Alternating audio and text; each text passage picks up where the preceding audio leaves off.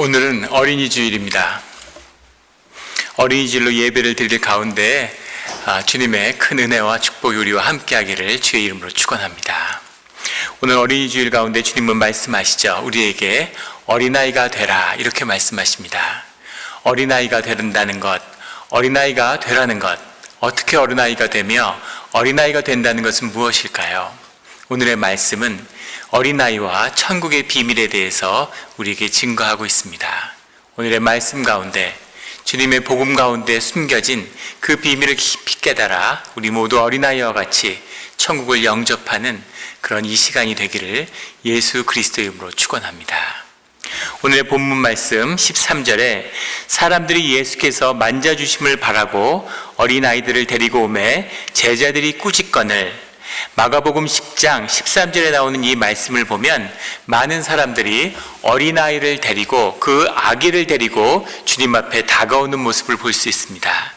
마태복음이나 마가복음에 보면 이 갓난아기를 주님께 안수를 받고 축복 기도를 받고 싶어하는 사람들이 찾아오는 것을 알 수 있죠. 그런데 평행 본문인 누가복음의 말씀을 보면 누가복음 18장의 말씀에서는 분명히 그 아이들이 큰 유소년들이고 뛰어다니는 아이들, 주님께 자기 의지로 다가오는 그런 아이들도 포함하고 있음을 알 수 있습니다. 그런데 주님께 축복을 받고 안수 기도를 받고 싶어하는 그 사람들이 주님에게 다가오는데 그 아이들을 데리고 오매라고 하는 말은 이 문법상 한 번에 완결된 것이 아니라 계속해서 데리고 왔다는 그런 뜻을 담고 있죠. 많은 사람들이 주님의 축복의 기도를 받고자 왜 그러지 않았겠습니까? 아이들을 데리고 계속 몰려드는 거죠. 그러자 제자들이 꾸짖거늘, 제자들은 왜 꾸짖었을까요? 주님이 정말 안타까운 환자들을 치유하시고 또 복음의 말씀을 가르쳐 주시고 그 말씀이 귀한데 그 간절한 아픈 사람들을 치료해 주는 게 급한데 아이들을 축복받기 위해서 그 기도받기 위해서 아이들을 데려오고 오는 것, 그것이 못마땅했는지 모르겠습니다. 제자들은 주님이 더 시간을 내셔서 사람들을 치유하는데 말씀을 가르쳐 주시는데 썼으면 아마 이런 마음이 있었겠죠. 그런데 14절에 예수께서 보시고 노하시어 이렇게 되어 있습니다. 주님이 그것을 보고 노하셨다는 거죠. 절대로 그렇게 해서는 안 된다고 말씀하시는 겁니다. 이르시되 어린아이들이 내게 오는 것을 용납하고 금하지 말라 이렇게 말씀하시죠. 주님이 어린아이를 좋아하시고 어린아이들과 시간을 보내시는 것, 생명을 기뻐하고 그 생명이 자라나는 것을 보고 기뻐하시는 아버지와 주님의 마음, 그 마음 이상의 것이 이 안에 담겨 있음을 주님이 말씀하시는 겁니다. 그 말씀은 하나님의 나라가 이런 자의 것이니라 하는 거죠. 하나님의 나라가 어린아이들의 것이다 이렇게 말씀하시는 겁니다. 어린아이들의 것, 어린아이들의 하나님 나라의 비밀은 무엇일까요? 왜 하나님 나라는 어린아이들의 것이 되는 것입니까? 주님 거기서 더 나아가서 말씀하시는데 마태복음 18장 3절에서는 어린아이들과 같이 되지 아니하면 천국에 들어가지 못한다 이렇게 말씀하셨죠. 어린아이와 같이 되지 못하면, 우리가 거듭나야 되는데 어린아이 같이 돼야 되는데 그렇게 되지 못하면 천국에 들어갈 수 없다고 말씀하셨습니다. 단순히 어린아이처럼 되었으면 좋겠다, 어린아이의 좋은 점을 배워라 하는 것이 아니라 우리의 존재의 문제, 우리가 존재적으로 어린아이가 되지 못하면, 어린아이처럼 되지 못하면 결코 천국 백성이 될 수 없다는 거죠. 어린아이의 존재의 비밀은 무엇일까요? 주님은 말씀하십니다. 내가 진실로 너희에게 이르노니 누구든지 하나님 나라를 어린아이와 같이 받들지 않는 자는, 하나님 나라를 어린아이와 같이 받들지 않는다라고 썼는데 평행 본문인 누가복음의 18장 17절에는 어린아이같이 받아들이지 않으면 이라고 썼습니다. 받아들인다, 받든다라고 다르게 해석했지만 사실 본문은 같은 말입니다. 텍세타이라고 하는 말이죠. 받는다는 의미입니다. 어린아이처럼 주님이 주시는 그 하나님 나라를 받지 못하는 자는, 그 말은 하나님 나라를 어린아이처럼 구하지 못하는 자들, 그런 자들은 결단코 그곳에 들어가지 못하리라. 어른으로서 들어갈 수 있고 어린아이로서 들어갈 수 있는 길이 있는 것이 아니라 어린아이와 같이 되지 못하면 어린아이와 같이 받지 못하는 자는 결단코 절대로 그곳에 하나님 나라의 천국에 속할 수 없다. 살아서 하나님 나라를 누리지 못하고 죽어서 천국에 가지 못한다 라고 말씀하시는 거죠. 이 말씀은 따라서 아주 심각한 말씀입니다. 이 말씀은 아주 중요하고 귀중한 말씀이죠. 주님이 우리에게 어린아이와 같이 되지 못하면 어린아이처럼 되어야 된다라고 말씀하시는 어린아이의 비밀은 무엇일까요? 그 첫 번째를 우리는 거짓이라고 봅니다. 어떤 사람들은 어린아이가 순결하기 때문이다 라고 얘기하는데 어린아이가 순결하기만 할까요? 어린아이에게 거짓이 없다라고 이야기하는 것은 아닙니다. 어린아이들이 거짓말을 잘하죠. 법과 사상의 원류가 되는 순자는 자신의 이론인 성악설, 인간의 본성이 악하다는 주장을 펼치면서 그 근거로 어린아이의 거짓을 이야기합니다. 아주 어린아이들도 아이들에게 물어보면 거짓말을 아주 곧잘 하죠. 아주 아무렇지 않게 거짓말을 합니다. 뭘 먹고도 안 먹었다고 하고 뭘 깨고도 깨지 않았다고 얘기하는 것, 이것이 어린아이들이죠. 또 혹자는 어린아이들의 겸손함을 얘기합니다. 어린아이들이 겸손한가요? 어린아이들은 어른들이 얘기하는 그런 겸손이 없죠. 어린아이들은 솔직하게 자기가 잘났으면 잘났고 뭘 자랑하고 시키면 거침없이 자랑을 하죠. 또 혹자는 어린아이의 평화를 이야기합니다. 하지만 많은 인류학자들 또 교육학자들은 어린아이일수록 점점 더 폭력성이 강화된다고 이야기하죠. 사실은 반대로 폭력성이 어른이 되면서 커가는 게 아니라 강한 폭력성을 다스려가는 과정이 성장의 과정이라고 이야기합니다. 어린아이들도 우리 죄성이 가지고 있는 죄로 뒤틀려버린 육신의 문제를 똑같이 갖고 있죠. 그런데 어린아이는 어른과 무엇이 다른 걸까요? 우리는 모두 어린이였는데, 우리는 모두 어린아이였는데 우리가 어른이 되면서 잊어버린 게 무엇일까 하는 겁니다. 제가 젊었을 때 일본에서 공부할 때 참 많은 것을 놀랐는데, 한국 사람들도 일본 사람들을 싫어하지만 일본 사람들도 한국 사람들을 싫어합니다. 한국 사람, 일본 사람을 싫어하는 건 당연하지만 우리가 당한 게 있으니까 일본 사람들은 가해자들인데 왜 그럴까? 그런데 정말 문화적으로 너무 다른 거죠. 일본에서 참 한국 사람하고 일본 사람은 다르구나 하고 느꼈던 중에 하나가 바로 혼내와 다테마에라고 하는 것입니다. 다테마는 겉으로 드러내는 것이고 혼내는 자기 마음속에 감춰준 진심을 이야기하는 거죠. 다테마에와 혼내가 다른 것. 한국에서는 겉과 속이 다른 사람 하면 욕이 되고 아주 나쁘게 비난하는 부정적인 의미를 담고 있죠. 하지만 일본에서는 다테마에가 잘 섰다 이렇게 얘기하는데 겉으로 드러나는 모습과 속마음이 다를수록 그 사람이 성숙하고 어른이라는 칭찬의 이야기가 됩니다. 그 사람은 다테마에가 잘 섰어 하면 그 사람은 아주 어른스럽고 아주 잘 자란 사람이야, 성숙한 인격을 가진 사람이야 라는 칭찬이 되는 거죠.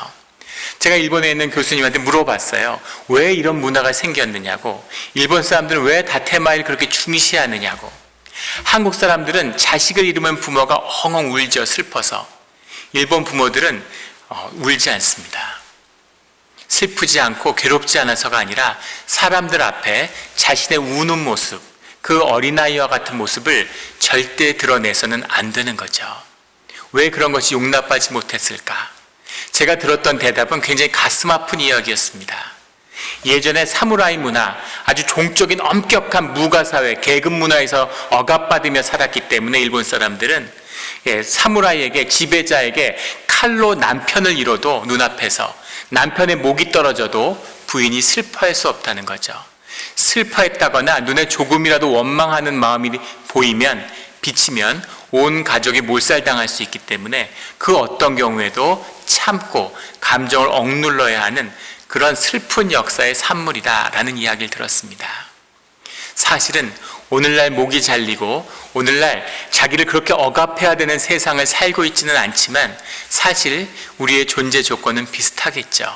내 모습 그대로, 내 있는 모습 그대로, 내 마음 그대로 나를 드러냈을 때 세상에서 용납받지 못하는, 나의 있는 모습 그대로가 용납되지 못하는 세상에 살기 때문에 사람들은 거짓과 위선과 그런 자신을 꾸미는 그런 거짓에 자신을 쉽게 넘겨주고 맙니다.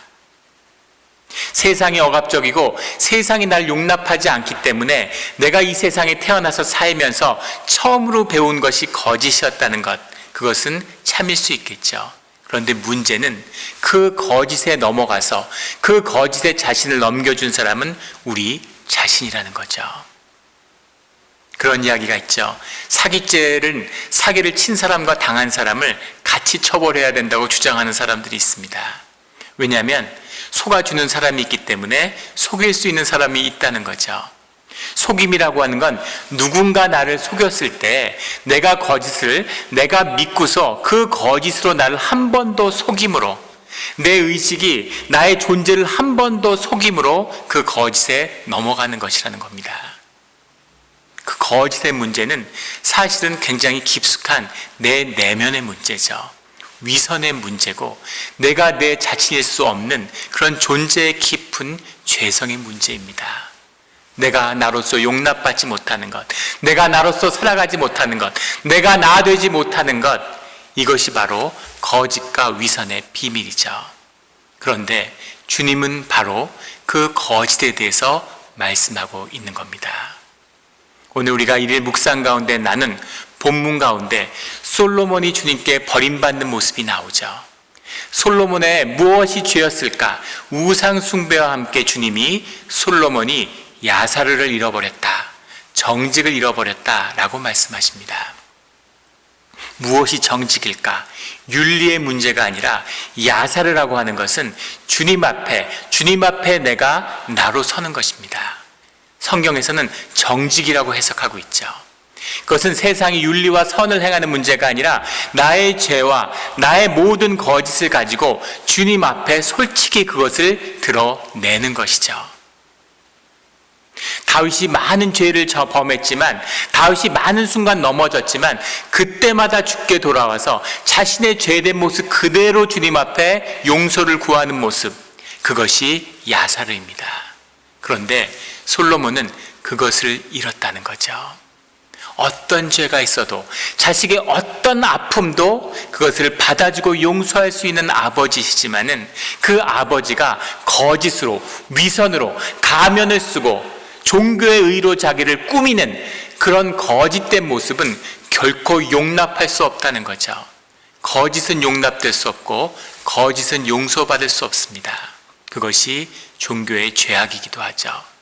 회칠한 무덤처럼, 바리새인들의 의처럼 그들이 선을 얼마를 쌓았던, 그들이 악이 있던 없던, 악행을 어떻게 감추었던, 그것이 중요한 것이 아니라 그들이 온전한 자신의 무너진 모습으로 주님 앞에 서야 되는 거죠. 그 정직함, 야사르가 어린아이의 비밀입니다. 어린아이는 자기를 감출 줄 모르죠. 선하고 악하고의 문제가 아니라, 선악의 문제가 아니라 진실과 거짓의 문제입니다. 주님은 늘 우리 앞에 진실의 문제를 얘기하세요. 그 말씀의 본질은 진실입니다. 우리에게 선하고 의로우라고 말씀하신 적이 없습니다. 오직 우리에게 의로워야 된다고, 선해야 된다고 얘기하는 것은 마귀죠. 선악과의 열매를 먹고 네가 선하게 되면, 선악을 구분하면, 네가 의롭게 되면 하나님 같이 된다고 속이는 거짓의 권세, 거짓의 왕, 마귀입니다. 우리는 선해질 수도 의로워질 수 없는 존재죠. 우리는 결코 의인이 될 수 없습니다. 우리가 죄를 범할 때, 우리가 넘어질 때 그것을 품어주고 우리를 용서하고 우리를 다시 이끌어주시는 분이 주님이시죠. 그런데 우리가 거짓과 의로, 거짓으로 주님 앞에 나아갈 때는 결코 주님이 그 거짓과 함께 할 수 없다는 겁니다. 마귀는 우리에게 의로우라고, 네가 선한 것을 붙잡고 악과 맞서라고 얘기하죠. 그리고 우리가 실족했을 때 너도 거짓되고 너도 악한 인간일 뿐이라고 이야기하는 겁니다. 세상은 우리에게 인간의 본색이 탐욕과 욕심과 불안이 가득하다고 이야기하죠. 거짓입니다. 마귀의 거짓이에요. 인간은 욕심이 끝이 없지 않습니다. 세상에 속은 것이죠. 욕심이 끝이 없기 때문에 채워도 배부르지 않기 때문에 채워야 되는 것처럼 얘기하지만 인간은 그런 존재가 아니죠. 본성이 그런 게 아니라 본성이 뒤틀려 있는 겁니다. 원래 거짓된 것이 아니라 그 거짓에 속아 넘어가서 자신을 속이는 것이 문제인 거죠. 그것을 회복하는 것, 나의 참된 본성을 나로서 누리며 살아가는 것, 이것이 복음이고 주님을 영접한 자의 삶이며 주님의 십자가의 죄사함의 비밀입니다. 그 죄를 사함을 받은 자, 주님과 연합된 자만이, 그런 자들만이 선하고 아름다운 복된 삶을 살아갈 수 있는 것이죠. 이것이 주님이 십자가가 우리에게 열어주신 삶의 비밀입니다. 더 큰 자유와 더 큰 평화와 더 큰 기쁨을, 더 큰 진실함에서 누리는 우리 모든 성도님들이 되시기를 예수 그리스도 안에서 축원합니다. 이것이 주님이 어린아이와 같이 되지 아니하며의 비밀이죠. 어린아이에게는 또 하나 귀한 비밀이 숨어 있습니다. 주제 사라마고라고 하는 그런 노벨 문학상을 받은 포르투갈의 폴추기의 작가가 있죠. 그가 쓴 대표적인 작품인 눈먼 자들의 도시라는 책이 있습니다. 예전에 우리 설교 말씀에도 한두 번 나눈 적이 있는데, 그 눈먼 자들의 도시라는 책에서 보면 익명의 한 도시에 전염병이 번져가게 되는데, 그 전염병에 감염된 자들은 눈이 멀어버리죠. 이 눈먼 자들의 도시라를 그 사라마고가 쓰는데, 이 주제 사라마고의 그 필치가 특이해서 이 사람은 말을 할 때 따옴표나 마침표, 쉼표 이런 걸 전혀 쓰지 않습니다. 단락도 구분하지 않고 줄바꿈도 구분하지 않아서 처음에 책을 딱 보면 가슴이 콱 막히는 느낌이 받죠. 빽빽하게 글자들이 쫙 다 써 있습니다. 그 다음에 고유명사를 쓰지 않아요. 이를테면 이름을 전혀 쓰지 않고 처음에 감염된 자, 감염된 자의 부인, 그 치과의사 이런 식으로 쓰지, 그 사람이 누군지 그걸 분명히 밝히지 않습니다. 어느 도시인지, 어떤 때인지, 나를 잃어버린, 누구도 내 자신일 수 없는 그런 현대인의 모습을 비유한 것이겠죠. 그 전염병이 퍼져서 눈이 멀기 시작하니까 세상에 엄청난 혼란이 옵니다. 오늘날 전염병이 얼마나 무서운 것인지 알죠. 그런데 전염병으로 눈이 먼다면 사람들이 느끼는 공포감은 어떤 것이겠어요? 모르는 것에 대한 두려움이 사람들을 무기력하고 마비시키는 거죠. 사람들이 격리되는데 어떻게 된 일인지 이 여자 주인공은 눈이 멀지 않는 겁니다. 볼 수 있는 거죠.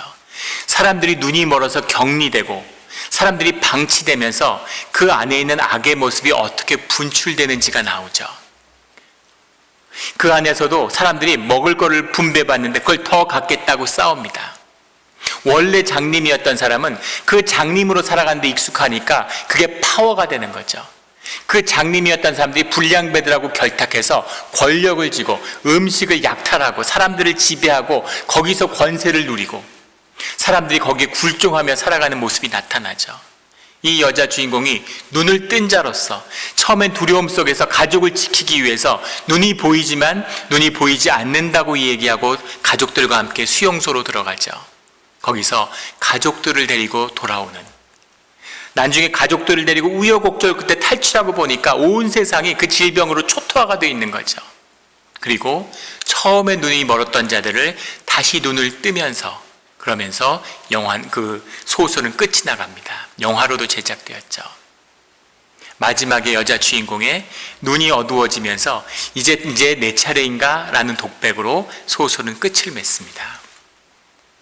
눈이 먼 자들이 사는 도시에서 눈을 뜨고 살아간다는 것은, 그것은 두려움이고 공포입니다. 어려운 일이죠. 주님은 복음으로 우리의 눈을 뜨게 하셨죠. 보이지 않는 본질, 생명의 본질이 있어서 세상에 보이는 것과는 다른 그런 본질 세계가 우리 가운데 회복되어야 함을, 우리가 그 본질 세계에 속해서 썩어지는 현상의 것이 아니라 영생 가운데 생명과 연결된 그 영생의 길을 살아가야 한다는 것을 우리에게 말씀해 주셨습니다.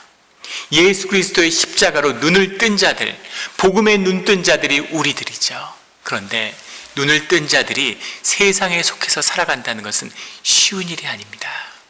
세상의 거짓과 타협하고 거짓을 믿고 살아가는, 거짓인지 뻔히 알면서도 그것이 세상의 진실이고 현상의 진실이기 때문에 그걸 믿고 따라가는 거죠. 돈이 중요하고 돈이 전부가 아니라는 것을 다 압니다. 돈이라는 것이 사람들이 만들어내고 사람들에게 주어진 권세를 사람이 내어준 거짓의 왕, 세상에 속한 마귀의 권세의 근원이 돈이라는 것을 알죠. 사람들이 동의해주고 사람들이 그 권세를 믿어주기 때문에, 그래서 돈이 세상의 모든 걸 다 다스리는 것 같지만 세상이 조금만 삐걱해도, 세상이 미친 듯이 돌아가지만 수레바퀴가 잠시만 멈춰서도 돈이 아무것도 아니라는 사실을 보게 되었죠. 돈이 있다고 삶의 문제가 해결되지 않는다는 것을, 그래도 사람들이 그 돈의 질서가 흔들릴까 봐 돈을 굳건히 믿고 있습니다. 그것을 지키기 위해서 안간힘을 쓰는 거죠. 왜냐하면 그것이 없는 세상을 살아보지 못했기 때문입니다. 두려운 거죠. 희망이 없고, 그게 아니면 더 힘들어진 세상이 되면 어떨까? 평생을 돈의 노예가 돼서 살았는데 노예가 아닌 자유인으로 살아가는 그 삶을 상상하지 못하는 겁니다. 더 문제는 그것을 본 자들도, 눈을 뜬 자들도 두려움 때문에 마치 보이지 않는 자들처럼 눈먼 자들의 도시에 휩쓸려서 살아가고 있다는 거죠. 이것이 우리의 거짓입니다. 그 거짓을 버리고 야사로 주님 앞에 정직함으로 우리에 있는 죄의 모양 긋는 그대로 주님께 의지하는 것, 이것이 어린아이의 모습이고, 그 어린아이와 같이 되지 않으면 천국에 결코 갈 수 없는 것이죠. 명심하십시오. 주님은 우리에게 의로워지라고, 선악에서 선을 붙잡으라고 얘기하시지 않습니다. 주님은 우리에게 정직하고 진실하라고 말씀하시죠. 그리고 주님을 붙들라고 말씀하십니다. 이것이 어린아이의 또 하나의 비밀입니다. 어린아이들의 비밀의 그 깊은 곳에서 어린아이들의 가장 중요한 정직함 속에 있는 실제는 무엇이냐면 어린아이들이 연약하다는 겁니다. 어린아이들은 연약해요. 어린아이들은 혼자 무엇을 할 수 없습니다. 어린아이들은 부모에게 의지하지 아니하면, 부모랑 같이 살아가지 아니하면 삶을 도모할 수가 없는 존재들이죠. 그래서 어린아이들은 늘 부모와 함께 있어야 하고 부모에게 의지하고 부모에게 구합니다. 그런데 어른이 되면 이제 부모를 나 몰라라 하는 거죠. 내가 능력이 있고 내가 할 수 있고 내 혼자 살아갈 수 있고 내가 힘이 생겼다고 믿기 때문이죠. 그것도 거짓입니다. 어린아이가 된다는 것은 우리의 연약함을 인정하고 받아들이는 거죠. 두려움 속에 있으면서 세상에 이런 작은 전염병 하나에도 무엇 하나 안전을 도모할 수 없어서 두려움에 떨면서도 주님을 나 몰라라 하는 거죠. 어떻게 그럴 수 있을까요? 주님을 더 의지하고 주님이 없어서는 안 되고 내 연약함을 인정할 수 없기 때문에, 나의 나됨을 내가 받아들일 수 없기 때문에 그것을 정죄하고 그것을 용납하지 않고 거짓으로 나를 꾸미고, 세상에 뭘 좀 가졌으면 부모가 좀 대단한 사람이면 뭐가 된 것처럼 으쓱하고, 뭐가 좀 없고 돈이 없으면 세상에 기운이 없고 그런 의기소침한 사람이 되어버리고, 부족하고 연약할수록 주님과 함께하며 주님의 은혜와 도우심을 덧입는, 이것이 은혜고 생명의 비밀인 것이죠. 이것이 어린아이와 같이 구하지 아니하면, 어린아이처럼 하나님 나라를 구하지 않으면 결단코 그곳에 들어갈 수 없다는 주님의 말씀의 비밀입니다. 연약해야 되는 거죠. 우리 모두는 연약합니다. 그것을 속이고 받아들이지 않을 뿐이죠. 주님이 우리에게 강해지라고 말씀하신 적이 없습니다. 주님이 우리에게 세지라고 멋있어야 된다고, 남보다 더 훌륭해야 된다고 말씀하신 적이 없는 거죠. 주님은 우리에게 너로서, 그 연약함으로써 아름답고 귀하다고 말씀하시는 겁니다. 그래서 우리가 어린아이가 되었을 때 우리의 연약함을 받아들이고 주님께 도와달라고 간구하는 거죠. 어린아이처럼 간구해야 합니다. 무엇을 구할까? 무엇이 주님의 뜻에 합할까? 이런 것을 생각하는 것 자체가 이미 어린아이기를 떠난 거죠. 어린아이처럼 내 마음에 오는 것을 간절히 주님에게 구하고 또 구하는 것입니다. 그것이 우리에게 있어야 할 것인지 필요한 것인지 필요 없는 것인지를 정하는 것은 주님이 하시는 일이죠. 우리는 우리의 마음을, 우리의 간구를 간절히 주님께 어린아이처럼 구하는 거죠. 우리의 모든 필요를 주님께 어린아이처럼 구하는 우리 모두가 되기를 주의 이름으로 축원합니다. 어린아이에게는 또 다른 깊은 비밀이 있죠. 그것은 생명의 비밀입니다. 집사람이 암투병을 할 때 암병동에 입원도 오래 했었고 수없이 다녔죠. 근데 그 투병 기간 중간에 병원에 머물면서 보면 가장 가슴이 아픈 사람, 암센터에서 가장 가슴이 아픈 건 소아암, 어린아이들을, 그런 어린이 암 환자들입니다. 그런 아기들, 그 몇 살 안 된 아이들이 머리가 다 빠져서 항암 치료로 머리가 하나도 없고, 그 아이들을 보면 정말 가슴이 찢어지죠. 뭐라 할 수 없는 마음이 있습니다. 그 어린아이들의 가슴 아픈 모습들을 보면서 정말 애통해했던 기억들이 있죠. 그런데 한 가지 놀라운 사실은 어떠한 소아암 환자도 죽지 않는다는 겁니다. 왜냐하면 암이 아무리 세도 어린아이의 생명의 힘이 훨씬 더 강하기 때문이죠. 어린아이는 자신의 자신됨으로 살아가기 때문에 그 생명을 꺾고 죽이는 것이 아무것도 없습니다. 그 원초적인 생명 그대로의 모습인 거죠. 그 생명의 힘이 세상의 어떤 질병도 꺾는 힘인 겁니다. 어린아이가 아파서 죽어간다면 그것은 뭔가 삶 가운데 심각한 묶임과 아픔이 있는 거죠. 어린아이가 어린아이로서 그 생명으로 살아갈 때 그 생명의 힘을 당해낼 것이 없는 겁니다. 그래서 어린아이가 되어야 되는 거죠. 어린아이들은 그 생명의 힘이 왕성하기 때문에 어린아이들이 만나면 금방 친구가 됩니다. 어린아이의 특징이죠. 어린아이들은 늘 하나가 되고 처음 보는 애들이 만나서 한 1, 20분 있으면 정신없이 놀아요. 같이 있고 싶어하고 하나가 되고 다 친구가 되는 것, 이것이 생명의 비밀이기에 어린아이들은 늘 하나로 뭉치고 하나가 될 수 있는 거죠. 예전에 단기 선교를 가보면 문화가 완전히 다르고 이슬람권의 청년들과 한국 청년들이 만나서 말 한마디 섞이지 않는데 그 청년들이 어울려서 같이 어울려 놀고 같이 시간을 1주일, 2주일 보내고 나면 떠나야 할, 단기 선교를 마치고 떠나야 할 시간이 되면 청년들이 서로 끌어안고 엉엉 우는, 어린아이들이 서로 안고서 막 웁니다. 너무 아쉬워서 헤어지는 게. 뭐가 그렇게 좋아서, 뭐가 그렇게 통했길래 그렇게 짧은 시간에 그렇게 친해졌을까? 그것이 생명의 본질인 거죠. 둘이 친해진 게 아니라 원래 하나였는데 그 하나인 것이 확인됐을 뿐인 겁니다. 이것이 생명의 비밀입니다. 생명이 살아나면, 내가 되면, 주 안에서 나의 나됨으로 피어나면 우리의 삶은 통하고 연합되게 돼 있죠. 아프기 때문에, 연약하기 때문에, 그것이 삶의 진실이기 때문에 하나가 되는 것입니다. 이것이 생명의 비밀이죠. 어떻게 같이 예배를 드리는데 한 교회 커뮤니티가 됐는데 수십 년을 교회를 다니는데 그런데 하나가 되지 못할까? 교회뿐이겠습니까? 평생을 살아도 부부가 하나 될 수 없는 것, 형제가 한 뱃속에서 태어나서 평생 같이 자라도 하나 될 수 없는 것, 이것이 또한 인간과 거짓의 비밀인 거죠. 남편이 의롭고 옳기만 하고 부인이 의롭고 옳기만 하면 둘이 하나가 될 수 있을까요?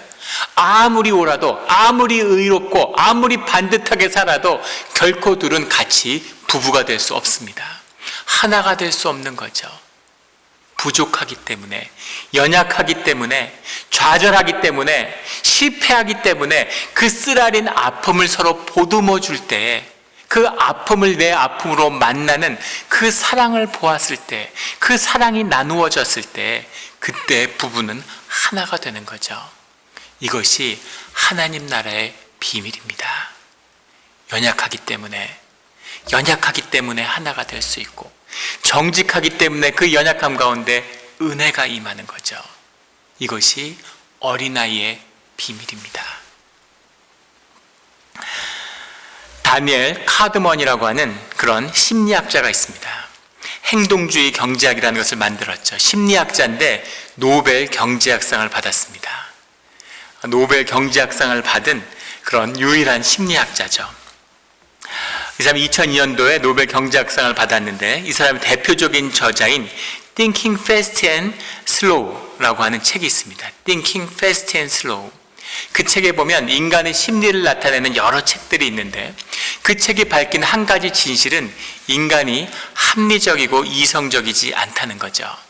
경제학이라는 학문은 인간이 합리적이고 이성적을 선택을 한다는 전제 위에 세워진 것입니다.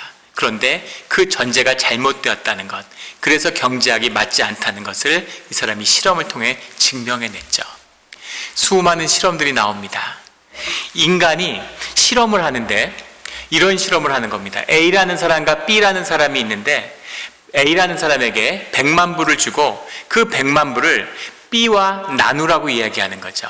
얼마를 나누던 나누는 자유는 A에게 있습니다. 그것을 B가 받아들이면 그 돈을 나누어 갖고 B가 거부하면 그러면 A도 못 받는 거죠. A는 금액을 나눌 수 있는 결정권이 있고 B는 그 거래가 성사될 수 있느냐 없느냐를 결정하는 결정권을 갖고 있습니다. 그런데 A는 어떤 결정을 내릴까요? A가 내릴 수 있는 가장 일반적인 배분은 8대2였다는 겁니다. 자기가 80만 불을 갖고 너한테 20만 불을 줄게, 이런 결정을 내리는 거죠. 그럼 B는 거기에 대해서 어떤 반응을 보일까요? B는 그걸 받아들여야 되겠죠. 그걸 받아들이면 자기가 20만 불을 갖고 상대는 80만 불을 갖는데 받아들이지 않으면 그러면 둘 다 한 푼도 못 갖는 겁니다. 어떤 선택을 하시겠습니까? 우리 성도님들이라면 한 푼도 안 갖는 선택을 할까요? 내가 20만 불이라도 갖고 없는 것보다 20만 불이 있는 게 나으니까 상대방에게 80만 불이 주어지는 그런 선택을 하게 될까요? 합리적이고 이성적으로 판단하면 B가 받아야 되는 거죠. 그런데 재밌는 것은 열이면 열, B가 다 그 거래를 거부한다는 겁니다. 나는 못 받아도 좋으니까 너도 못 받아봐라, 이렇게 되는 거죠. 바보 같지 않습니까? 아니, 없는 돈에다 20만 불이라도 있는 게 좋지 상대방 80만 불 받는 게 배 아파서 내가 20만 불 안 갖는다는 게 말이 됩니까? 그런데 사람은 그것을 거부하는 존재라는 거죠. 그것이 사람이 비합리적이고 악하다는 근거로 제시되고 있습니다. 그런 전제하에 세워진 질서가 사회주의고 공산주의죠. 네가 더 잘 살고 내가 잘 살고 네가 더 잘 사는 것보다는 똑같이 못 사는 게 더 좋다는 겁니다. 인간이 악해서일까요? 인간이 악해서가 아니라 인간의 본성 가운데는 모든 생명은 원래 하나였다고 하는 그 마음의 고향이 있기 때문인 거죠. 모두 삶이 교통하고 가진 것을 필요에 따라 나누는 삶, 그 삶의 씨앗, 그 원형이, 그 형상이 주님의 것이기 때문입니다. 하나님의 형상에 따라서 서로 나누고 기뻐하는 코이노니아, 세상이 교회가 돼서 하나님께 의지하며 하나님의 공급을 받으며 다 풍요하게 부유하게 살아가는 그 꿈을 인간들이 그 심령 가운데, 그 영 속에, 그 삶의 깊은 지성소에 가지고 있기 때문인 거죠. 그 꿈이 이루어질 때까지, 그 꿈이 이루어지는 그 비밀은 우리가 무엇을 받고 우리가 무엇을 더하고 우리가 무엇을 깎아서 우리가 변화돼서 새로운 무엇이 되어가는 것이 아니라 원래의 우리로, 우리가 원래 있었던 것으로, 주님께 받았던 것으로, 우리가 지금은 잃어버렸지만, 지금 우리가 속았지만 우리가 눈을 뜨고 그 본질의 것으로 회복되는 데 있는 것임을 주님은 말씀하고 계시는 거죠. 이미 가졌던 것입니다. 그것을 잃어버렸을 뿐이죠. 오늘 우리는 전례 없는 세계적 질병 속에 살고 있습니다. 이 질병의 때는 사실은 굉장히 영적인 의미가 있다고 봅니다. 많은 것이 숨어 있겠지만 우리가 주일마다 주님 앞에 나와서 드렸던 예배의 참된 의미는 안식이죠. 예배의 참된 의미는 안식입니다. 본질을 회복하기 위해서 삶의 바퀴를, 수레바퀴를 멈추는 거죠. 이것이 안식입니다. 모든 삶은 절대 멈춰질 수 없고 점점 가속화되고 점점 더 빨리 돌려야 되는 것이 세상의 원리죠. 멈추면 썩어지니까, 멈추면 죽음이니까 그것을 돌려야 되는 거죠. 그런데 주님은 우리에게 자원하는 심령으로 그것을 주 앞에서 멈추라고 얘기하는 겁니다. 그것이 안식일의 의미고 우리가 주 앞에서는 예배의 의미죠. 세상의 모든 것이 죽고 우리의 진실이 살아나는 이것이 예배의 시간입니다. 강제적으로 우리가 자원하는 심령으로 멈추지 않았지만 세상이 멈춰 섰습니다. 세상이 멈춰서고 세상이 진짜 무엇이었는지가 보이는, 눈을 뜨게 되는 세상이죠. 이 진실을 결코 외면하지 않는 눈먼 자들의 도시에서 눈뜬 자로서 눈을 뜨고 바라본 이 세상의 진실을 결코 눈 감지 않는 우리 모두가 되어야 하는 그런 시간입니다. 돌이켜야 하는 시간이고 어린아이가 되어야 되는 시간이죠. 어린아이와 같이 되지 않으면 결단코 천국에 들어가지 못하리라 라는 주님의 말씀이 오늘 우리의 가슴에 새겨서 우리 모두가 어린아이가 되어서 주님의 하나님의 나라를, 천국을 어린아이처럼 구하는 우리 모두가 되기를 예수 그리스도 이름으로 축원합니다. 아멘. 기도드리겠습니다. 하나님 아버지 감사합니다. 귀한 말씀 주시니 감사합니다. 우리가 모두 어린아이였는데 주님이 우리 모두를 어린아이로 지으셨는데 어린아이를 잊어버렸습니다. 우리가 세상에 속아서 거짓으로 남보다 더 잘 되려고, 남보다 더 멋있어지려고, 남보다 더 많이 가지려고 거짓으로 남을 꾸미고 세상 사람들의 인정을 받기 위해서 귀한 생명을 다 낭비하고 써왔습니다. 주님이 세상을 멈춘 이때에 우리의 본질을, 보이지 않는 세상에 이 본질의 세계를 발견하고 다시 그 진실을 어린아이처럼 구하는, 어린아이처럼 주님 앞에 그 무엇도 숨김이 없는 정직하게 죄와 연약함 가운데 주님 앞으로 나아가는 이때가 되게 하게 하여 주시옵소서. 주님이 함께 하시기를, 주님께만 간구드리는 그런 어린아이가 되기를 간절히 소원합니다. 감사드리며 예수 그리스도의 이름으로 기도드렸습니다.